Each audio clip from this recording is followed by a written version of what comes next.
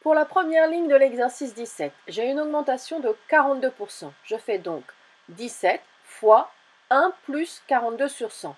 17 fois 1,42.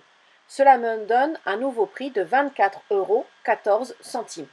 Pour la deuxième ligne, pour retrouver l'ancien prix, faites très attention, une augmentation de 23% n'est pas annulée en faisant une réduction de 23%. Je vous explique ça avec un autre exemple. Si j'ai un article de 100 € qui est augmenté de 20%, il va donc coûter maintenant 120 €, 100 fois 1,2. Si finalement je veux annuler cette augmentation de 20%, je ne vais pas faire une diminution de 20%. Si je diminue de 20%, ça veut dire que mon nouveau prix, 120 €, va être multiplié par 0,8 grâce à mon coefficient multiplicateur en faisant 1 moins 20 sur 100. Or, 120 fois 0,8 me donne 96 €. Je ne retrouve pas mes 100 € de départ.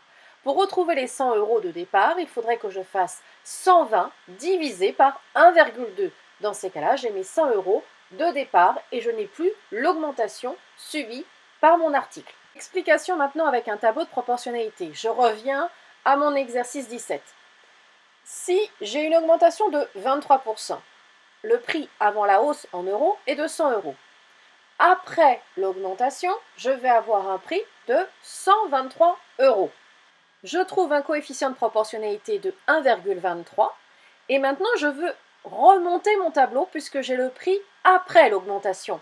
J'ai l'information des 553,50 € qui est sur la dernière ligne du tableau. Or, pour remonter un tableau de proportionnalité, on fait une division. Donc là, on fera une division par 1,23. Donc pour retrouver le prix de départ des 553,50 €, je vais faire 553,5 divisé par 1,23 et ça me donne mon prix initial de 450 €. Pour une baisse de 35%, je vais faire 1 moins 35 sur 100. Je vais obtenir 0,65. Je fais donc 80 fois 0,65. J'obtiens mon nouveau prix de 52 €. Pour la dernière ligne, c'est la même réflexion que pour la deuxième. J'ai mon prix d'arrivée, j'ai mon prix avec la réduction et je veux le prix de départ. Si je reviens à un tableau de proportionnalité, l'article qui est réduit de 26% veut dire que s'il coûte 100 €, moi je le paierai finalement 74 €. Je trouve donc mon coefficient de proportionnalité 0,74. Maintenant je veux remonter puisque je veux le prix de départ. Pour remonter, on fait donc une division par 0,74.